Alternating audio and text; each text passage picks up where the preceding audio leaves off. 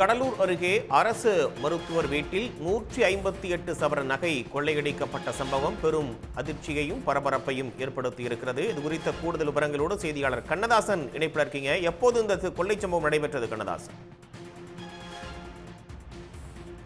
கடலூர் மாவட்டம் பண்ருட்டி அருகே காடாம்புலியூர் என்ற இடத்தில் அரசு மருத்துவர் வீட்டில் சுமார் 150 பவுன் நகை கொள்ளையடிக்கப்பட்டுள்ளது.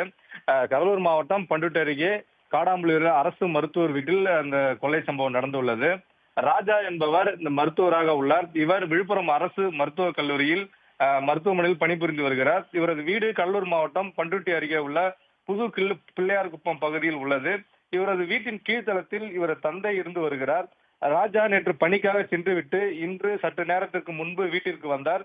வீடு உடைக்கப்பட்டிருப்பதை கண்டு அதிர்ச்சி அடைந்த ராஜா வீட்டிற்குள் சென்று பார்த்தபோது அவர் வைத்திருந்த 158 பவுன் நகை கொள்ளையடிக்கப்பட்டது தெரிய வந்தது. ராஜாவின் மனைவியும் ராஜாவின் மனைவியான ஆர்த்தியும் மருத்துவராக செயல்பட்டு வருகிறார். ராஜா தற்போது காடாம்புலியூர் காவல் நிலையத்தில் புகார் அளித்துள்ள நிலையில் போலீசார் இந்த விசாரணையை மேற்கொண்டு வருகிறார். சம்பவ இடத்திற்கு கடலூர் மாவட்ட காவல் கண்காணிப்பாளர் ஜெயக்குமார் வந்து கொண்டிருக்கிறார். அவர் தற்போது விசாரணையை மேற்கொண்டுகிறார். மேலும் கைரேகை நிபுணர்களும் மோப்ப நாயும் கொண்டு வரப்படுகிறது.